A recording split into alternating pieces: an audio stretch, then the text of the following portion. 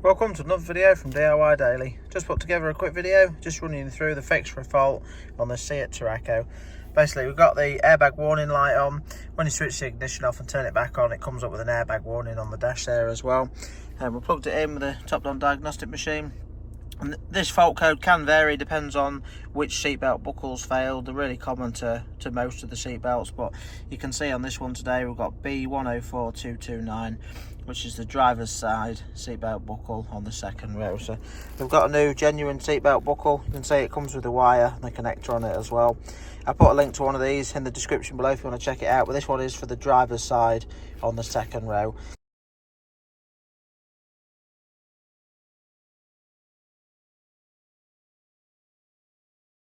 I'm just going to run you through how to replace it and then just clear the fault code and just show that it's fixed the fault as well. It's a permanent fault code, so if we clear the fault, cycle the ignition, the fault always comes straight back on. But just thought I'd put this video together just to show you actually how to replace it, because sometimes it can look a little bit daunting about how to get the seat apart, that's all.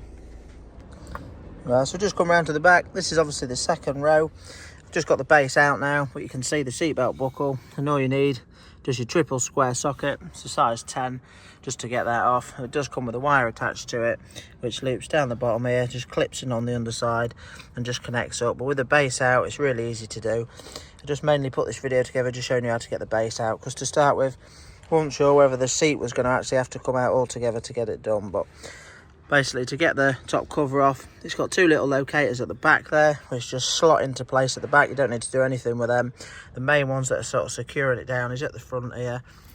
These two little ones there just pop down into these clips there, but from underneath you can just reach in, just use a little flat bladed screwdriver, and you can just sort of gently hold one of them tabs apart while just putting a little bit of pressure on, just to tug the seat up, and you'll get it to pop out. And then once you pop it out from the front, just lift it up, just pull it out from the back, and you can see now that gives loads of access just to swap the buckle over. So we'll just get it swapped over now, clear them fault codes out, and just show that it's fixed the fault.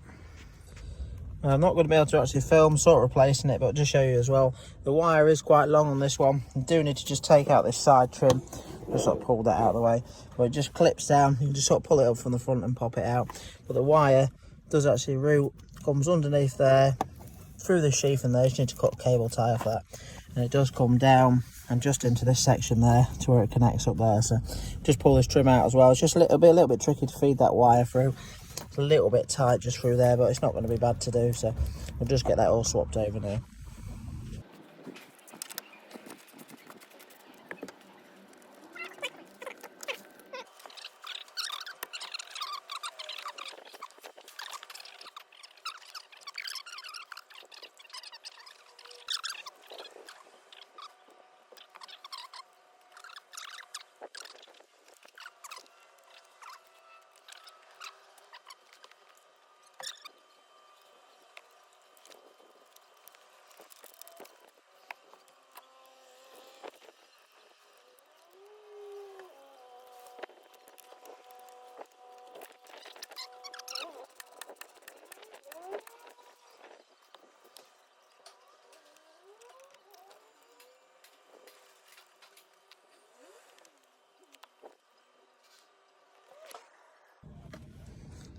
Right, so everything's swapped back over now. We've got the new buckle into place, nipped back up. I've just located the wire through, clipped it in there, put the sheathing back down there. Now the sheathing had two cable ties on it where I've looped it through. Just one thing that just holds it just at the bottom, just in there, is one of these little sticky pads with a cable tie through it. So should be able to replace that, because you can pull the old tie out. So we'll just get a new cable tie, attach them together, stick it back up, then we can put the trim back on, put the seat base back on, and clear them fault codes out.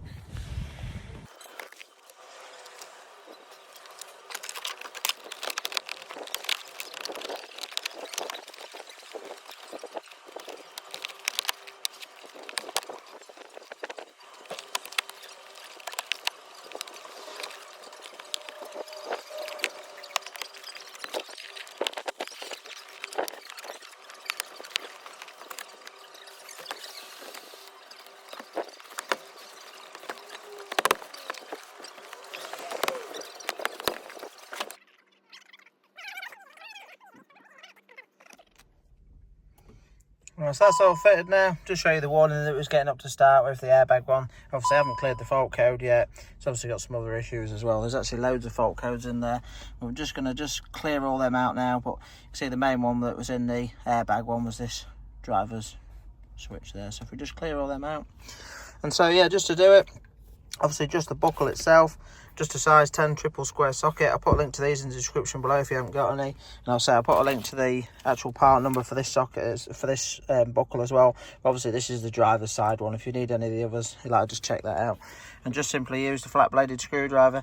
I actually use that little one just to get in there, just to pop that clip out to pop the seat base up as well. We'll just make sure it's cleared that light out, and then if we just strike the car up. See now we've got no airbag warning message, and then the airbag ECU, if we just double check it now that it's running.